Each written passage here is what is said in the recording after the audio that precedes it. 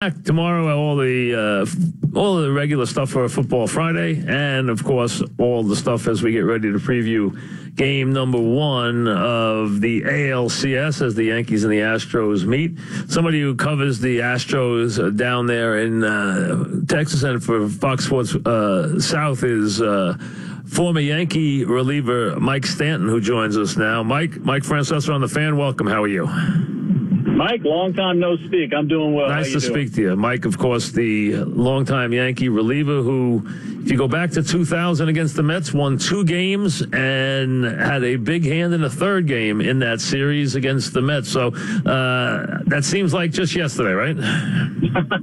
You know what? It really does. And to think that, that's 17 years ago, it's kind of shocking. It really is when you think of it. Do you have a more, you had a great series. You won 2 games. You had, I know, a part of a big hold in that other game.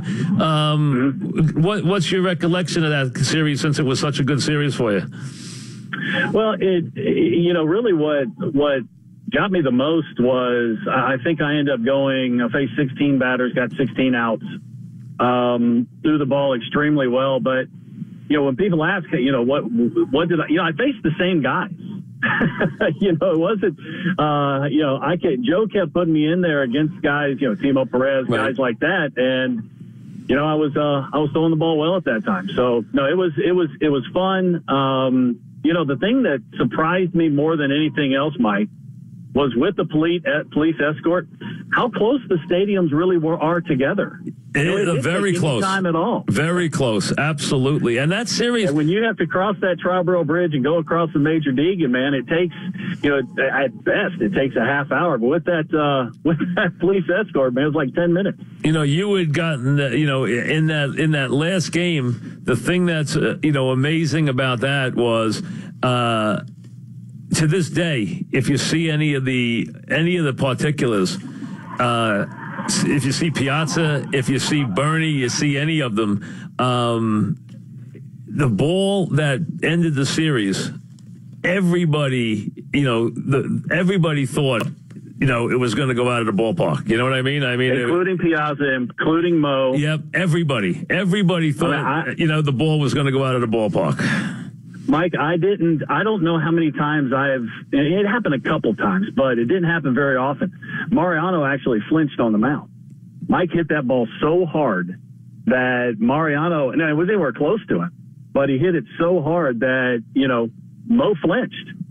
And, heck, that just shows that cool, damp air in New York, that ball didn't even make it to the track. Yeah, and Mike always said that in April and in October, you could hit it out there in left center and it wouldn't go anywhere. That ball, he said he couldn't have hit a ball harder, and everybody said it to me, and they could not believe that ball didn't go out. And if folks remember, that was Andy for 7, Stanton in the 8th, and then Mariano in the 9th to lock up that series, which was far more competitive than people think. A lot of close games there in that 5-game series, including a couple of crazy games in 1 and 2. And Mike Stanton was a big star. Now it's the Yankees off last night and this Astro team. So we know this team has athleticism, has power, has youth, has studs at the top of the lineup. At the rotation. Give me a couple of thoughts here. Like, in this very powerful lineup, who's the guy, Mike, that you wouldn't want to pitch to if you're the Yankees in a big spot? Bases loaded, 2 out, runner on second, 2 out. The obvious guy people are going to think it's Altuve. Is it Altuve or is it somebody else? Mike, this is going to shock you. No, it's not Altuve. It's not Springer. Correa has had some big hits. He can put together a pretty good at-bat. But the 2 guys that I would not want to face if I were Joe Girardi and the Yankees, Alex Bregman and Yuli Gurriel. Everyone says Gurriel is the guy. Huh? He's the guy is the tough out, right? I've heard that a couple of times. Gurriel is a guy who's tough to pitch in a big spot, right?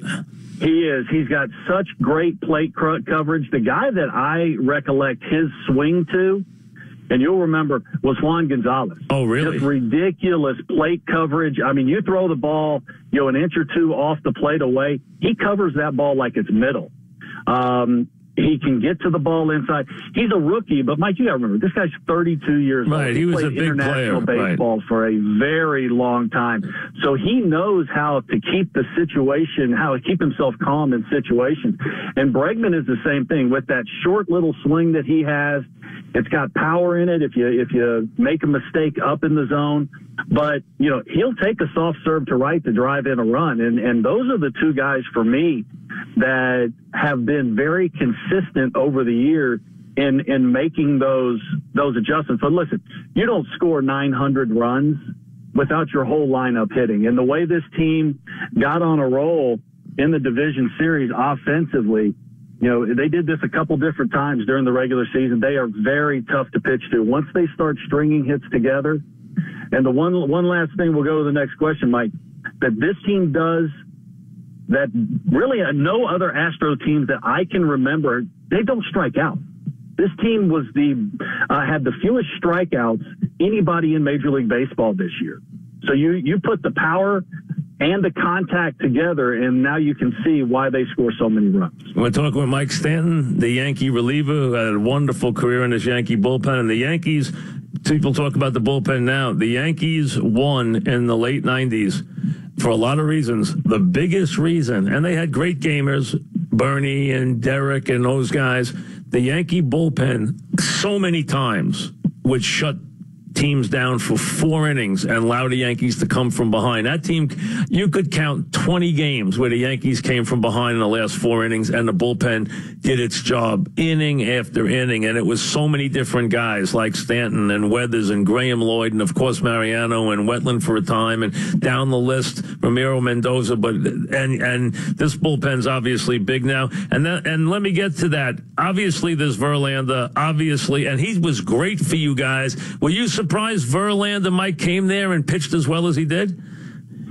A little bit, especially those first couple starts, Mike. And the reason I was because, being someone that was traded several times in my career, that first trade, whether you know it's coming or not, man, it can throw you in a tailspin. It can throw you for a loop, just because your whole world has just been turned upside down.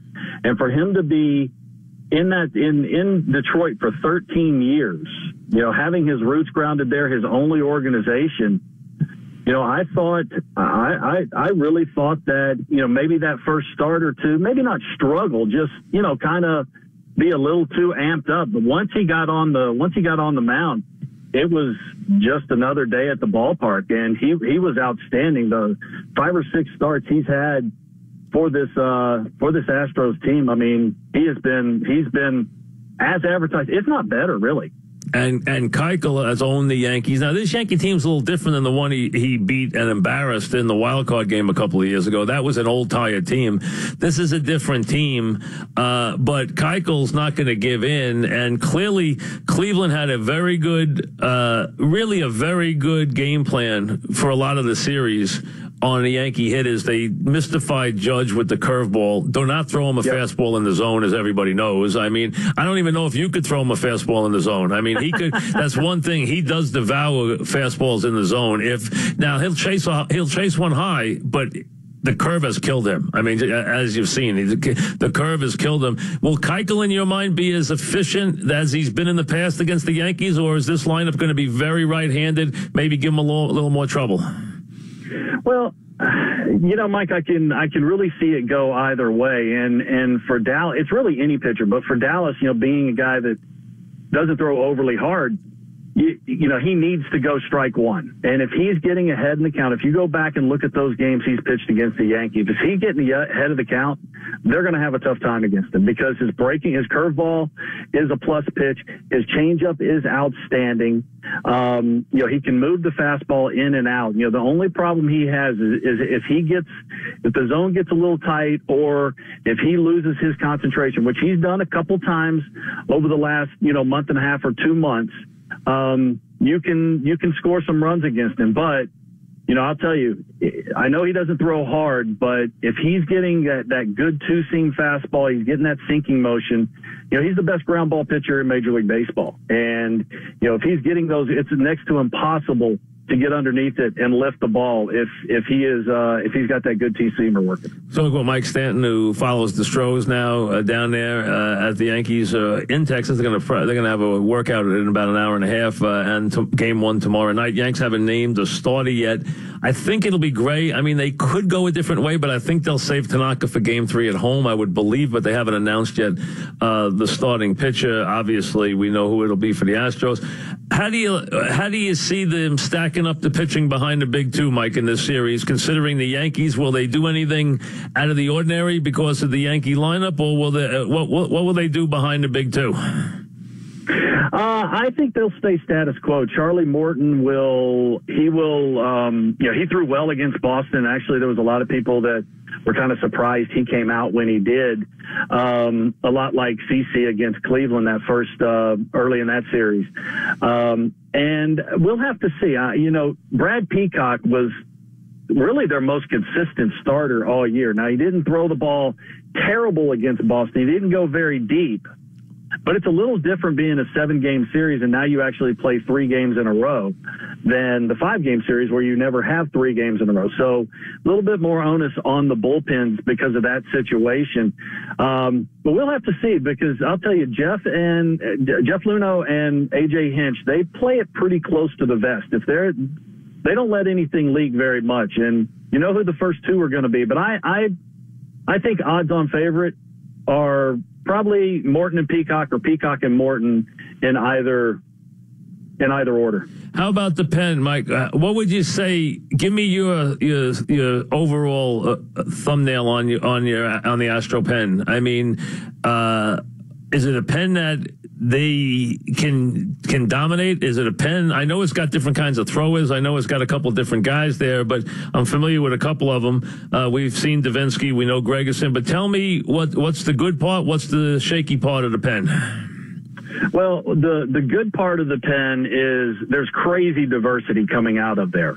I mean, you only have the one left-hander in Mariano, who it took him a little bit of time to get used to the relief role, but he threw the ball pretty well probably his last 10 or 12 outings before the postseason. Is he left on left? Can he pitch an inning, or is he left on left? He can do both, because he's got the changeup for the right-handers. He's got the breaking ball for the left-handers. Mariano is the same guy. Right. He's got good stuff. Yep. He's got to throw strikes. Gotcha. There's no see. If he's putting the ball in the zone, he's going to get out. And who's the guy? If you need a strikeout, where you going for? If you got second and third, and you got to strike somebody out, where you going for a strikeout? Well, it's either going to be Davinsky, which he might as well be left-handed, because I think lefties hit like 113 off of him in the regular season. Right. Right-handed, it very well may be Joe Musgrove. The former starter. Man, he has just flourished, and he has worked his way into one of those main back end of the bullpen roles. Is he a real hard thrower? Yeah, we've seen up to 97. Okay. He's 94 to 96, has some nice sink, has a really nice slider. Big dude's got a good downhill tilt. And what he does, maybe better than anybody on that staff, including the starters, dude throws strikes all the time. And actually, that was one of the problems he had as a starter, was he would get 2 strikes and still throw strikes. But as a reliever, that's obviously a big thing. Gregerson still has a nice slider. It's been an up and down year. But I think the biggest strong suit that AJ has in that bullpen is really the diversity, because no one throws the same. Everybody's not a hard thrower. Everybody doesn't have the same breaking ball. That's one thing you see from a lot of bullpens now. Everybody throws 95 plus, but the stuff may be similar. No, that's not the case for this Astros pen. And do you have enough depth to go along? Can he go? The Yanks can go get guys in the third inning with all the depth they have in this pen. Can the Astros go get guys early in the game if they have to? It's not their strong suit. They need to have, their starting pitchers go 5 innings, maybe 6 innings. Gotcha. But it's not really, they do have guys that can give you length. Like I said, Musgrove is a former starter. He can go out there and give you 2 or 3 innings. Right. Davinsky is a former starter. Same thing. He's a multi-inning guy. So you have even Lance McCullers, who he might be the wild card in the rotation. Because he actually threw the ball, especially those first couple innings against Boston, he threw the ball pretty well.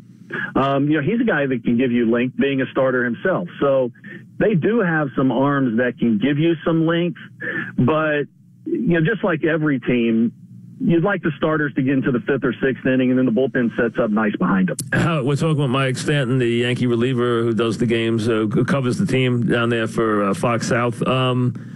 Mike, defense good everywhere, or somewhere we know where it's good. We know there's a couple of guys who we know their reputations. Overall defense very good on a team. Any weak real spots on defense? Not really. I mean, the only one you could point to that maybe early in the season had some issues was Gurriel at first base, but he's done a lot of work over the summer to make himself probably above average first baseman. He's not great. Everywhere else is it's pretty stinking good. I mean, the outfield is ridiculous. Reddick is a Gold Glove guy in right field. Springer's diving all over the place in center field. Left field, it's probably going to be Marwin Gonzalez with some of the injuries. Now, he doesn't have the foot speed, but he's at least average anywhere they put him, and AJ can put him anywhere. Bregman is very good at third base. Correa's very good at short. We know about Altuve and the Gold Glove. So there's really no issues. Behind the dish, they don't throw overly well. Right. They don't, they don't throw a whole lot of guys out. Now, that's not all on the catchers. Right. That's on the pitchers also. And the Yanks don't run that much anyway. I mean, Gaudy will run a little. If Ellsbury's in there a little, but they won't run that much anyway. This will be a home run series. You know that. I mean, that's just the way these teams are built. They both hit a ton of home runs. We're talking with Mike Stanton, and you know your way around championship teams. We know that. Is this team ready? I mean, have they grown up now to where they think it's their time? I mean, the Yankees clearly are ahead of schedule.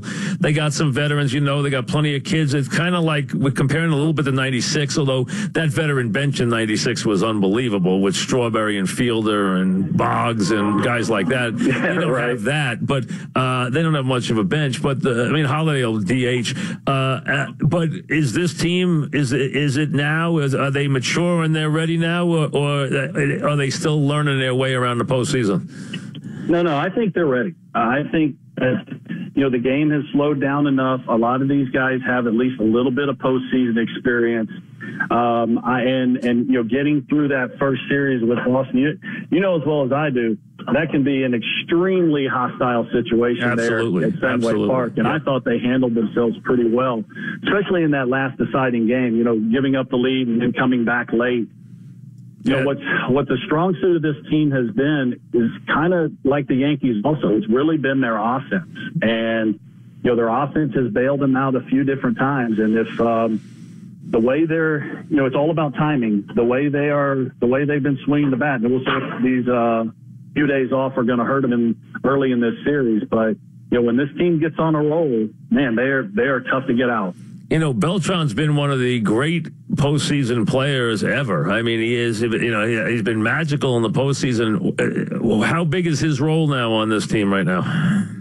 Well, it's pretty much a bench role, but I think probably where he has his most importance is, on the bench and in the clubhouse. Gotcha. Just being one of those veteran presence guys. I mean, character is absolutely through the roof with everything that has happened down here in Houston. He's really been the first guy to step up. And he had the issues in Puerto Rico. I've become even a bigger fan since I've been able to cover him with, all the stuff he does, just the character of the man. He's a classy guy. He always has been. Oh, yes. It's, and I knew that going in, Mike, but to see him, to see how what he really does and how hard he really works off the field and the charitable contributions and everything that he does, he's